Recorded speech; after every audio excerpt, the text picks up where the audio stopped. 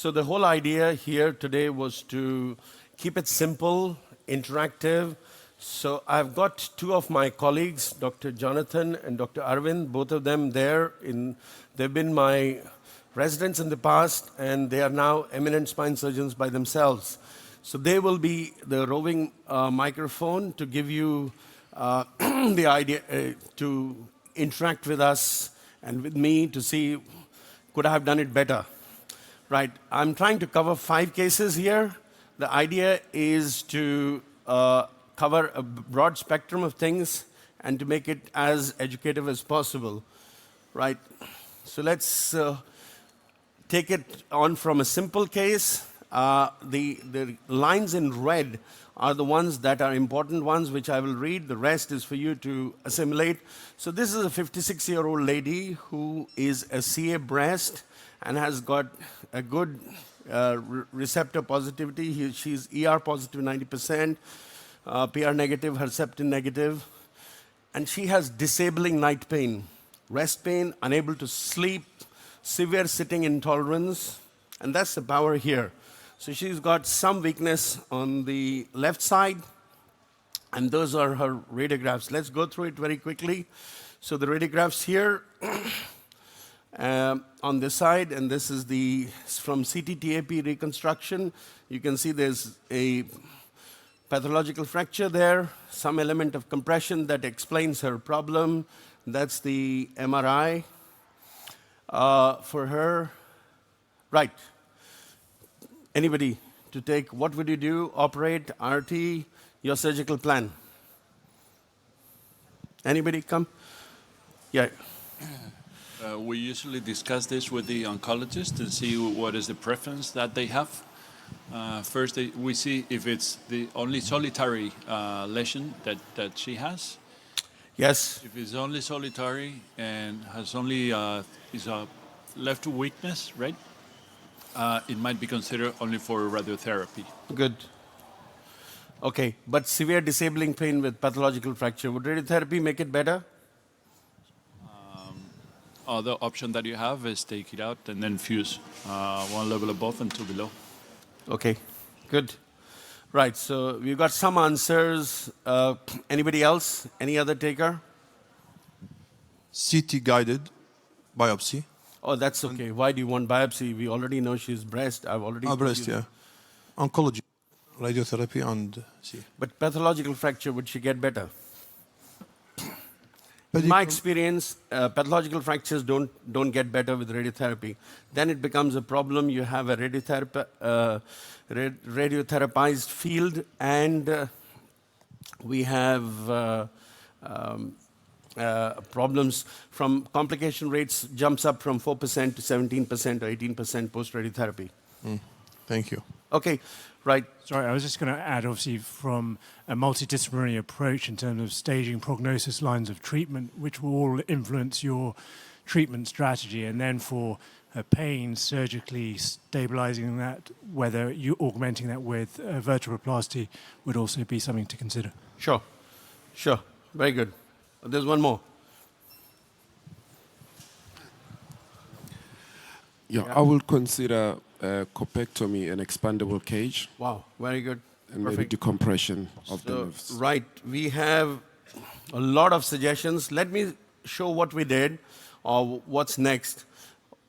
Now this lady has, we find out that she's a bit breathless, and then she also has bilateral femoral vein branches thrombosis, would require anticoagulation. So that's it. So some element of what's your next step?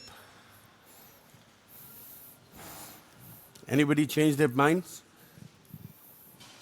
Definitely go for radiotherapy, is it? Anyway, let me show what we did. So we put in a IVC umbrella. So the problem was if you anticoagulate her, if you want to treat the DVT and pulmonary embolism, you have to anticoagulate them, therapeutic, and that precludes any chances of doing a good surgery, and especially what we were planning. And we were planning 2 up, 2 down MIS separation surgery. So we had an umbrella, so we were allowed to keep the incision small and yet do the operation. We did the separation surgery, it worked. And then she goes for post-op SBRT. There are some pictures to show you here, right next. Now you can see that she is, post-SBRT, she has got a reossification of her bone. She's now 4 years surviving. I just saw her recently. She's 4 years down the line. Okay, next. We have a 52-year-old lady, pain and mobilization, numbness and weakness on the right side of the leg, focal tenderness over L4. And she's quite tender. You press and she jumps, and then that's her power. Right, that's her radiograph. You can see I added that because you can see a partial sacralization here, so that it's clear, may not be clear from a distance, and that's what her MRI is. The things that can explain her neurological or weakness would be T10 and T11. There is a pathological fracture here. That is quite painful for her. She is unable to sit for very long. She's got weakness, and that's what we have on the CT-TAP reconstruction. There is also could be a pathological fracture here. Probably it could, or it could be projectional, I don't know. But definitely there was a fracture here on the stir sequences, or the L4 also lighted up. Anybody from this side?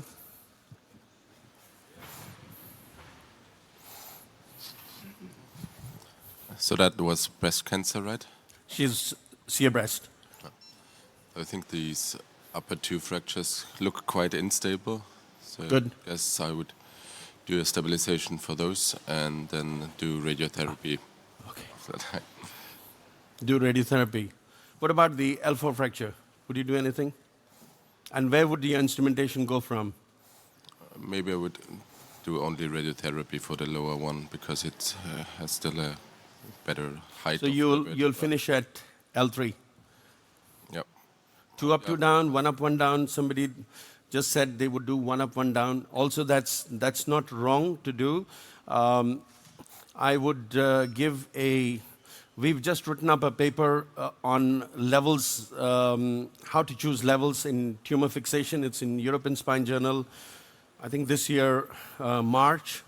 We'll give the reference. So I have accepted that 1 up, 1 down is a acceptable treatment for pathological fractures. But for 2 contiguous levels, would you do 1 up, 1 down, or 2 up, 2 down?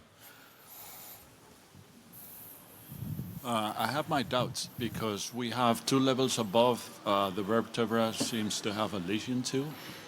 So when Yes. we have 1 and then another 2 and then 1 below, we usually do radiotherapy in these patients, and to stabilize, you can do MIS fixation, a long one, Yeah, and then the radiotherapy do the rest. sure. So L4, you wouldn't bother. You would go above this level. So you are planning to go here to cover this area. Yep. Not bad. Anybody else? Any other takers? Yes, there is one more. I guess L1 and T12 stabilization transpedicular, and L4 cement augmentation. Very good. Cement augmentation for L4 and Upper also. And transpedicular fixation of L1 and TS. so you would not fix. You'll do cement augmentation. No, L1 and TH12 transpedicular fixation also. So you'll put screws in them as well. No, in them. Above and below. Above and below. Good. But somebody did say that there was a lesion here. Would you cover that as well? Okay. Anyway, so any special precautions to fix to ileum or not is the question. So in all these things, so I think keeping it shorter was very important to give her the quality of life. So I go with a lot of people of what you decided. So did vertebroplasty here for L4, and yes, you picked it up very well. So that lesion has been covered. So we start from there. we missed that fragment, and she goes for SBRT. Now, the stereotactic body radiotherapy can cover only 3, at best can be 4 vertebrae. So I think, so she went for SBRT, and this is her 1 month post-op, and she underwent SBRT 16 days later, improvement in her neurology, and that was her 6 months later. So I think these implants were there for giving SBRT. You can see that after SBRT, there is reossification of these bones. There's an element of reossification here as well. I think this is 1.5 years post-op. She survived for a total of 2.5 years post-procedure. This is a EOS. I don't know why it's so grainy quality, but in any case, she did well. Her sagittal alignment is also very good. Now let's take on the third case, a 67-year-old male person here, and then this, lady. So this lady has EGFR, lung adeno-CA. So that means this is a favorable mutation for getting chemotherapy. So she has tried, underwent some standard chemotherapy. Now she is for a trial chemotherapy. That means she has finished her basic chemotherapy. Now she's on some trial medication, and she's got previous RT to a lumbar 4, 5, and sacrum. Severe exacerbation on prolonged sitting and standing, cannot stand or walk. Pain is very poorly controlled. Okay, and then her power is not bad. I think the reduction in power is secondary to her pain rather than real weakness. Those are the radiographs here. And there is a pathological fracture, at least a lesion in the left femur, which also required to be addressed if you are a limb surgeon. Now that's what we see here. We can quickly run through, and that's what the left-sided leg pain comes from. She also has a high signal. Now she's metastatic adeno-CA. So it's got a mixed lytic and osteoblastic pattern. Severe pain. And that's all tumor there on the left side. Would you operate? Radiotherapy? Any special precautions? What instrumentation, level of instrumentation?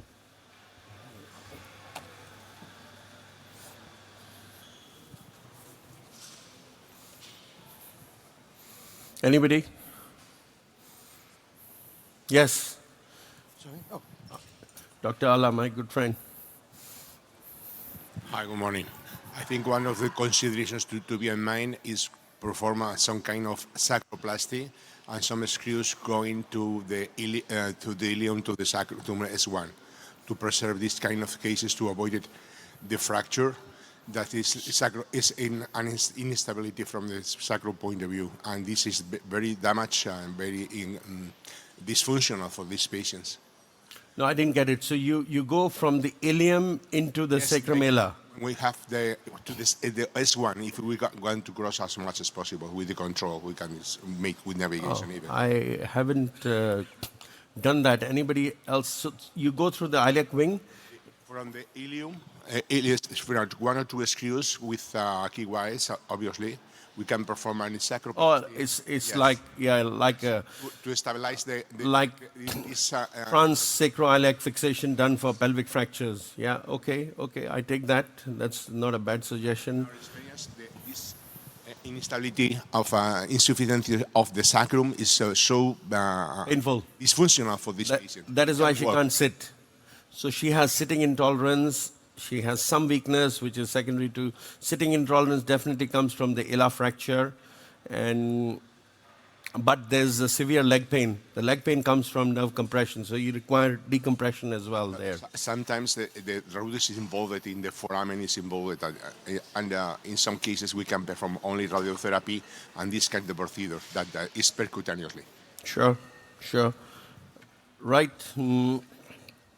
Anybody else? We are good for time. I have 2 more cases, but we only half time done as yet.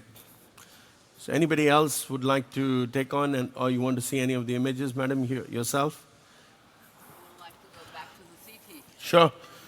Let's go back. Any particular cut you want to see? Well, why don't you just scroll up a little bit? Yeah, sure. So actually, I would go from L4 to the ileum with a very traditional construct just to get the stability back, and then consider whether I do a decompression on top. Good. Right.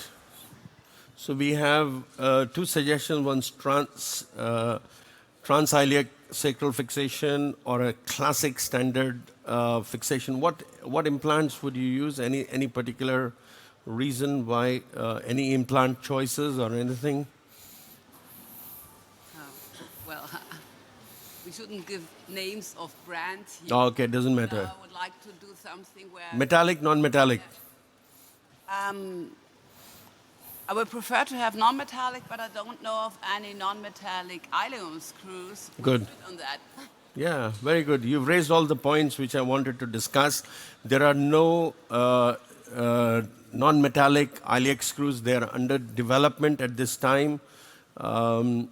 And that's what we did was, I think, classical. So this, yes, we decompressed. We used MIS technique. And so this is an area of decompression. So I think we went through all the tumors, skeletonized the L4 and L5 nerve root on the left side, which was important. And this was important for us to do, and we used carbopeak screws, or in this case, carbon fiber reinforced peak screws. But the screws in the ileum were metallic. And the reason for taking the O-arm spin was we wanted to use cement short construct, and hence we wanted to be very sure that the screws and the holes are in the right place. Yeah, okay. And this is 6 weeks post-op CT showing whatever. She definitely improved post-operatively here. So this is the decompression. This is the fixation, and we went for the standard iliac fixation here. Right? This is 12 weeks post-op. She only survived for 6 months because of adenocarcinoma lung. Normal survival, median survival in our group for adenocarcinoma lung post-surgery stage 4 is only about 8 or 9 months. Now it's increased to 13 months. Our paper says 8 or 9 months about a few years ago. Me and Jonathan are the authors on that. Now let's... I guess she could walk and stand up after that. Oh, sure, sure. The letter or the email, not an email, she actually sent me a video of what she can do and what she can't do. She went to the Singapore, one of the beaches there. She took a video how she was playing with her dog and everything. And so that is actually a great reward you can get from any of your patients. Sorry. Yes? I have a question. I mean, in this case, due to her advanced disease, Yeah, sure. and the fact that she does not have any instability at the 4-5 level, wouldn't you have tried at least a trial of nerve root block with radiotherapy? See how she... Well, nerve root block doesn't work with so much of compression. I think going back, I can show you the pictures later, but it was completely, even surgically decompressing, you really had to take out so much tumor, nerve root block won't work. And no trial at radiotherapy? Radiotherapy given. So if you look at the previous slides, she had previous radiotherapy to this area, so hence radiotherapy was not possible. Again, repeat radiotherapy. So she already had, nerve roots are a little more resistant. She already had 50 gray before. Spinal cord, definitely no. Here, possibly yes.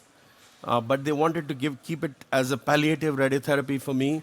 Okay, so now let's go back to this. Now this is a 49-year-old male, nasopharyngeal CA. This is an exotic tumor from our part of the world. I don't think any of you see nasopharyngeal CAs here.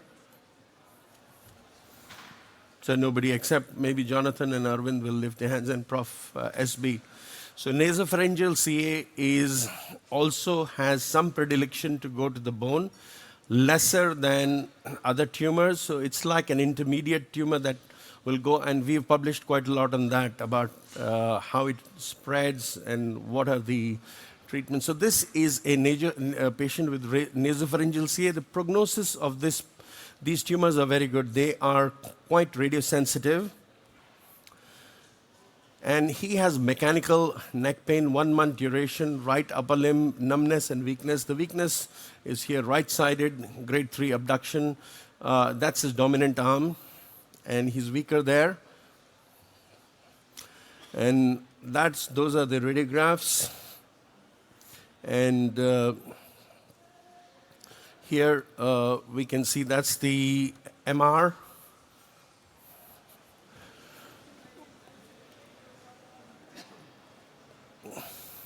Anything, or people want to see anything else on this?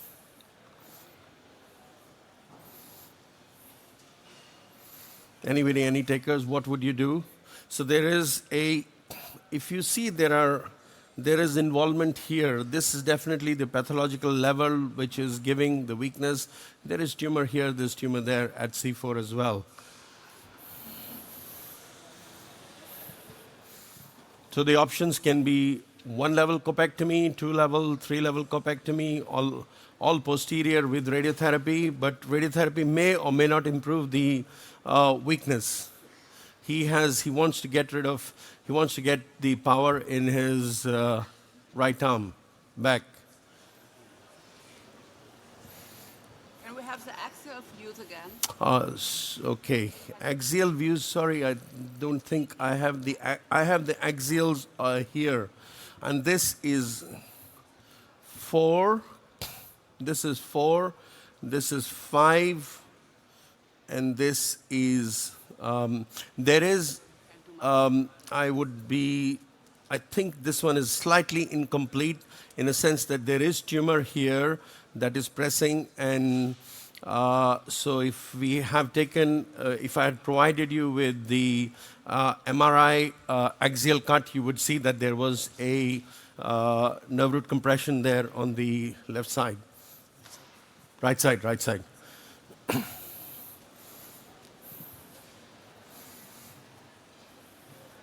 Anybody, just posterior fixation? Well, posterior won't work because at least at C5 we can't fix basilateralis screws, we can't fix pedicle screws, even if we have a navigation. So we have to go anterior anyway. Sure. And then I would do a corporectomy at C5. Well, with a CT probably C5 and C6, but go with a plate from higher above. But I do not remember what is the expectation of life of the patient. Okay, more than 1 year. More than 1 year. Okay, then it's worthwhile. That's worthwhile. More than 1 year, and these do very well with radiotherapy. Nasopharyngeal carcinomas are a good prognosis. Even if they're stage 4, they're definitely better than lung CA, not as good as breast or prostate. Yes? Maybe then a combined approach, anterior and posterior. Good. C5-6 corpectomies and then posterior construction. You can use some non-metallic corpectomy cages from front. Very good. With a carbon plate or... Yeah, you're reading my mind. Okay. Okay. That's what we did. So we did use non-metallic corpectomy cage, but we only did 1-level corpectomy. We filled that with cement. Here, we filled that one with cement here. We did. And this man has outlived the prediction of the oncologist. So this is 12 months post-op. He came in walking. He's happy. So the prediction. Oncologists here were wrong. Normally they overpredict, but this time they underpredicted. And this man was very happy. This is a patient I did with Jonathan. I think he's under his follow-up, but we recently saw him, right? And this was a 12-month post-op. For some reason, we had to take this MRI was taken for not for the tumor. It was taken for they follow up the nasopharyngeal CA. So they are in the so this particular section was from there. So he's doing well. Now, what if the oncological treatment is too successful? Now, yes. What happened for the weakness after the operation? Oh, that's a very good question. It improved. Otherwise, we wouldn't present it. Okay. No, I think we also must present our complications, but in this case, it improves. And C5 is one of those sensitive nerve roots, like a lady, so may or may not agree to what you want it to follow. Anyway, oncological treatment is too successful. Now, this is a 52-year-old lady. Adeno-CA, no, it's not an endometrial CA.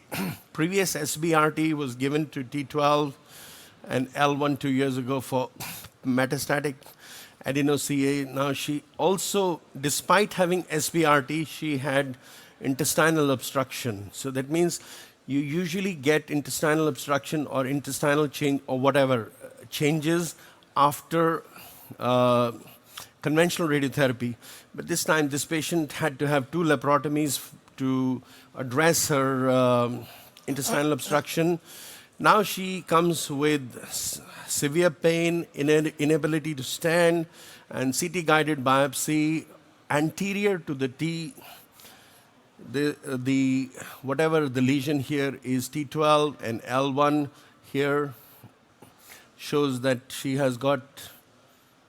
We can see that's the MR. And that's the other cut, which shows a little bit more of tumor here. And that is radiation osteonecrosis secondary to SBRT. You can see them, and you can see, so there are problems with SBRT. If the patient lives long, you can see them. If the patient lives lesser than 1.5 to 2 years, then you may not see them. So this is what. Anybody wants to see anything else? We are good for time. We've got 2 more minutes here to finish. 1 minute for discussion and 1 minute to show. Any takers? Anybody would do anything? Anybody from outside of the arena? So many of you there.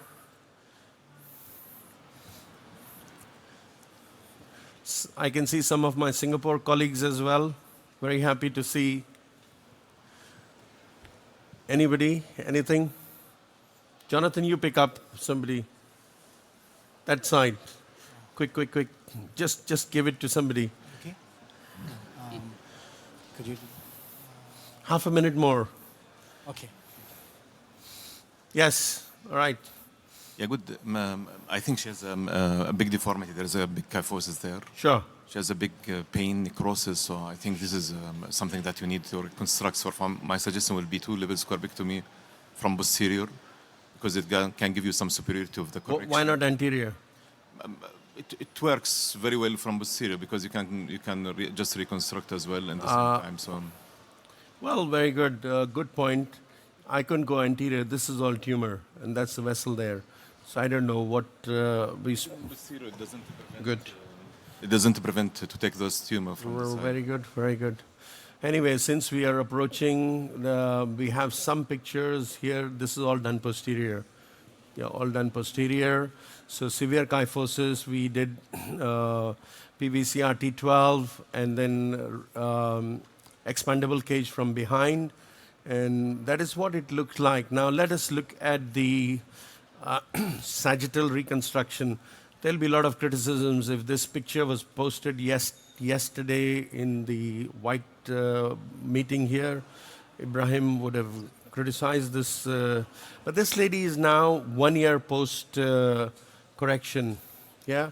Okay, so you can see the debatable points are we just crossed the apex and we just fixed one level above the apex. Should we have gone up to T3? Yes or no? A debatable question, but the proof is here. So she is post-op. Immediate walking is very good. This is week 1, and she's definitely more better now. I could try and find the pre-op photographs.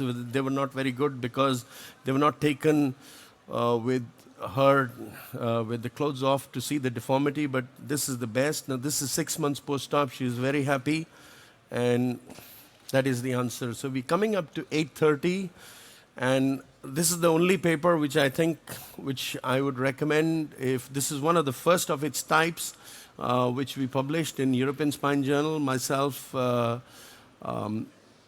Jonathan there. The president also is a part of this paper. The president of this society is also part of this paper here. And that's it.